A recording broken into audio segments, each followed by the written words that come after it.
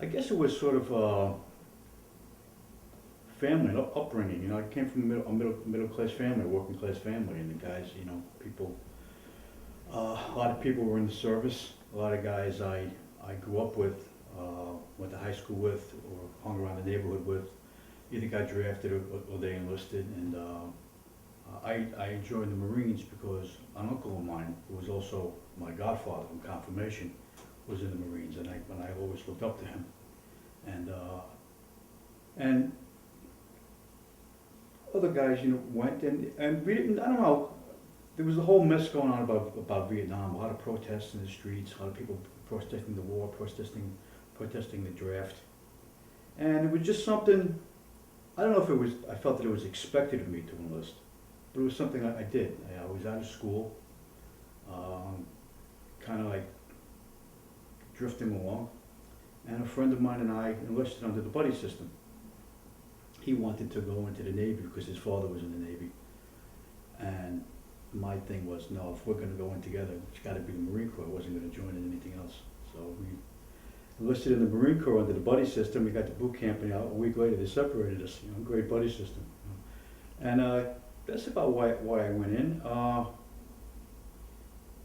wanted to get away from home. I had this convoluted sense of adventure that was going to be a big thing, to be in the military. And not that I wasn't sorry that I enlisted, but it was a hell of a lot more than I expected. I did my time. I went overseas. I served in East and Southeast Asia, and it was strange. It was like surreal.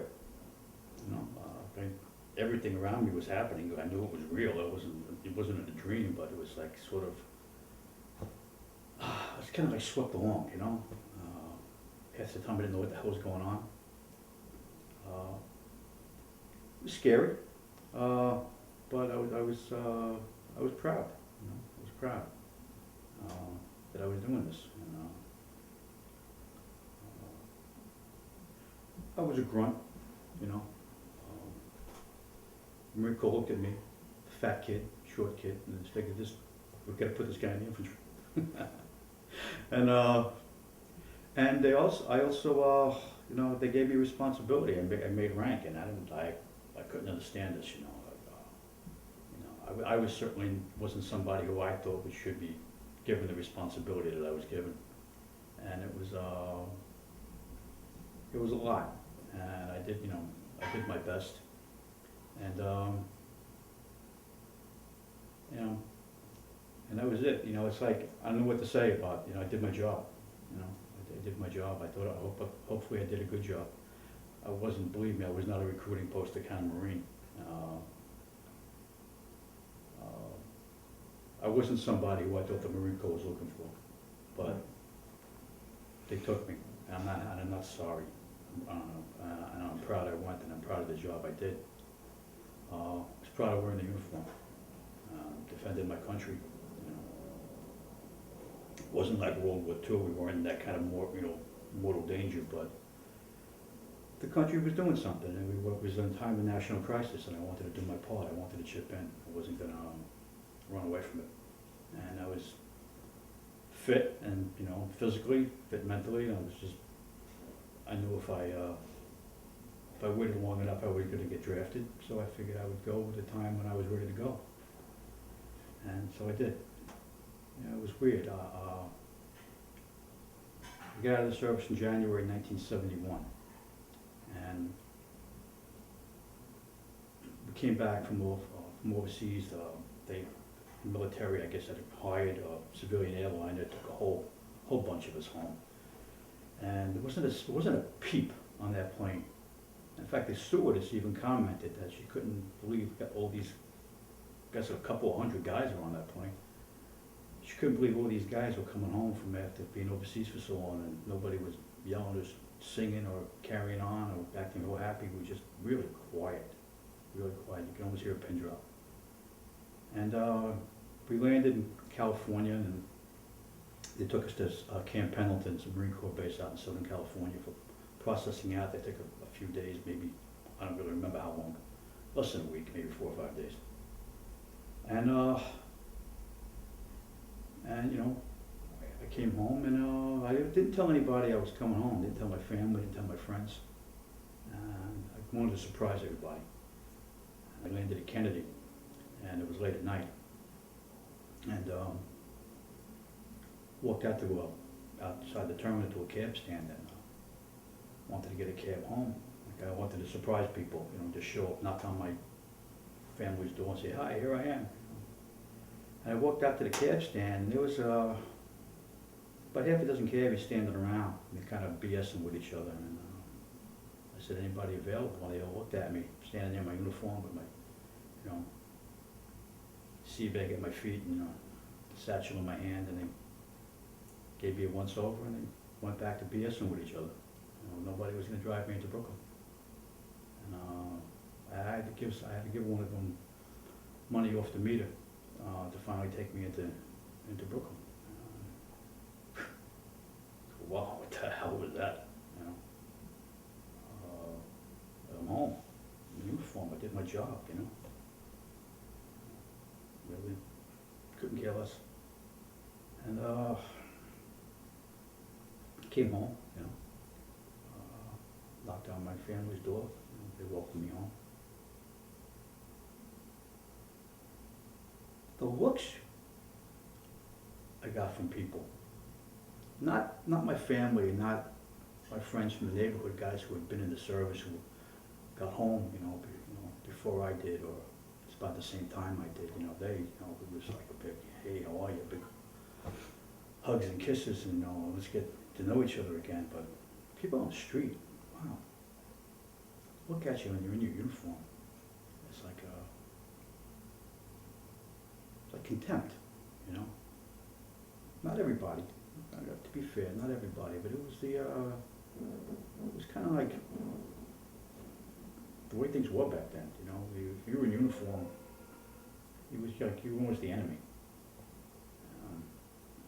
It was a long time from my getting out of the service. I didn't tell anybody that I was in the service. Didn't know. People would think, they probably didn't think as badly as I imagined that they thought, but it was just something that I kind of hid to myself. And I didn't know what to do. I didn't know what to do with myself. The one thing I liked about being in the military, it gave you a structure. You knew what you had to do. When you had to do it, how you had to do it, what was expected of you. I knew what was expected of me. Even though some of the things I had to do, I didn't, you couldn't pay me to do them now. But I knew what was expected of me. And when I got out, I didn't know. I didn't know what to do. I didn't know what to do with myself. Like I said, what I ended up doing after a while, after being home a few months, was I took off. I went out to the West Coast. I went and visited a guy I was overseas with out in Oregon, stayed with him about a month.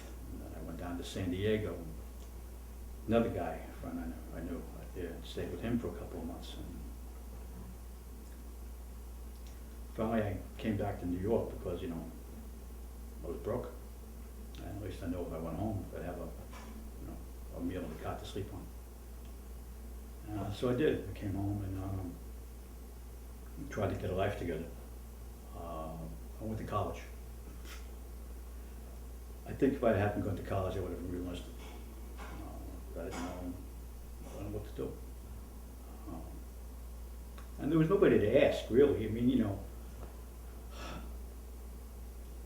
There were organizations, around. There was the VFW, American Legion, but they were like older guys, and I couldn't talk to them.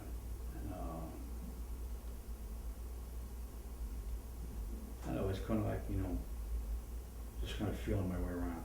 And, I had one friend, a guy who hadn't gone overseas.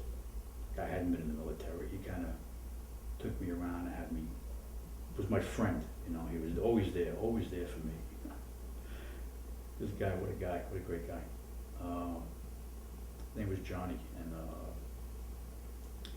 real typical 60s hippie type, you know, hair down to his butt, into music, you know, conscientious objective. He was my friend,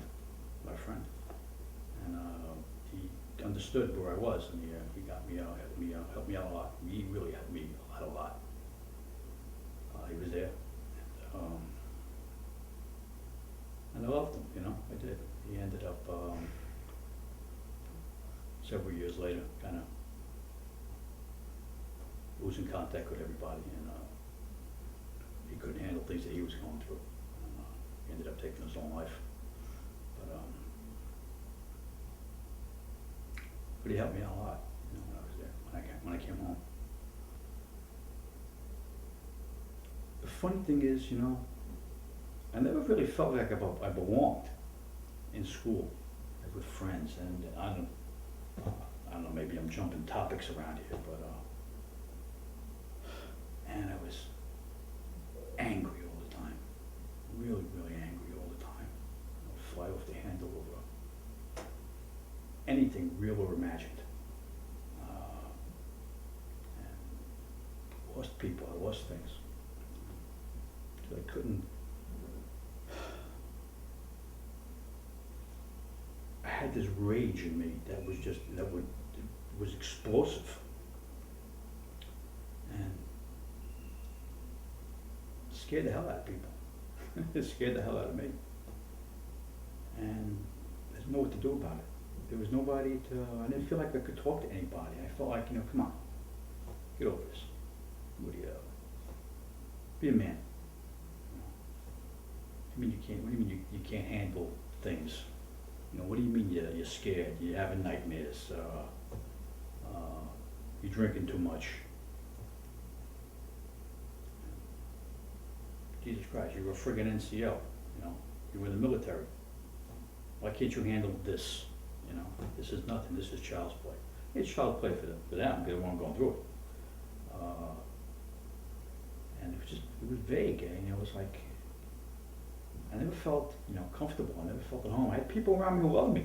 I had friends. I had, you know, girlfriends. But I couldn't. I felt alone. I felt like I couldn't connect with anybody. I couldn't talk to anybody about what I was going through. And it took me a long time to get a hold of that. And I lost a lot. And I feel funny blaming it on the military, because it wasn't just that. You know,